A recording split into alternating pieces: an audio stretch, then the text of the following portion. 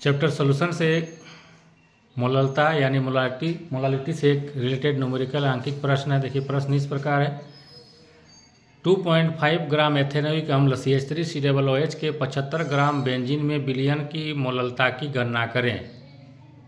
Calculate the molality of the solution containing 2.5 gram ethanoic acid in 75 gram benzene, यानी 2.5 ग्राम ethanoic अम्ल जिसका सूत्र होता है CH3COOH के 75 ग्राम बेंजीन में विलयन की मोललता की गणना करें। तो यहाँ पर जो एथेनोइक अम्ल है जिसका फार्मूला होता है CH3COOH, ये विलेय है, सॉल्यूट है, और 75 ग्राम बेंजीन जो है ये सॉल्वेंट है, विलायक है।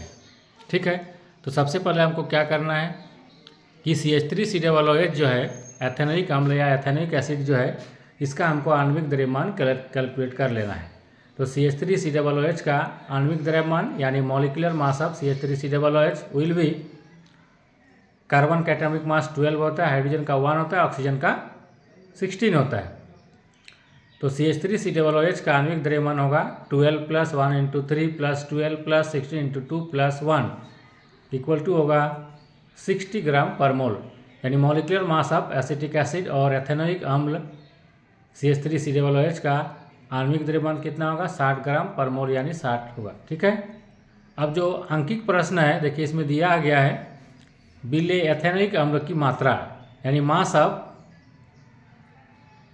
सॉल्यूट एथेनोइक एसिड और एसिटिक एसिड 2.5 ग्राम, और जो विलायक बेंजीन है उसकी मात्रा दिया गया 75 ग्राम, यानी मास ऑफ सॉल्वेंट बेंजीन 75 ग्राम।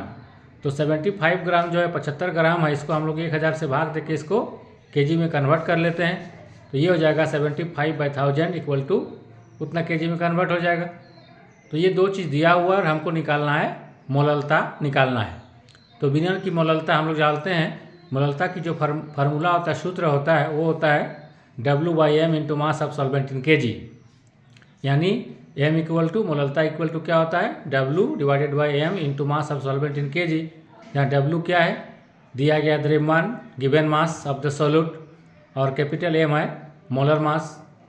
तो हम लोग मोलर मास निकाल लिए 60 ग्राम पर मोल, और W दिया गया है 2.5 ग्राम, तो उसके जगह पर बैठा दिया हम लोग। तो 2.5 ग्राम / 60 ग्राम पर mole into mass of solvent की जगह बैठा दिए 75/1000 kg, और इसको सॉल्व करते हैं तो आंसर आता है 2.5 / 4.5, यानी आंसर होगा 0.556 मोल पर kg। तो इस प्रकार से ये जो क्वेश्चन ये बहुत इंपॉर्टेंट है, NCERT इन टेक्स्ट क्वेश्चन है।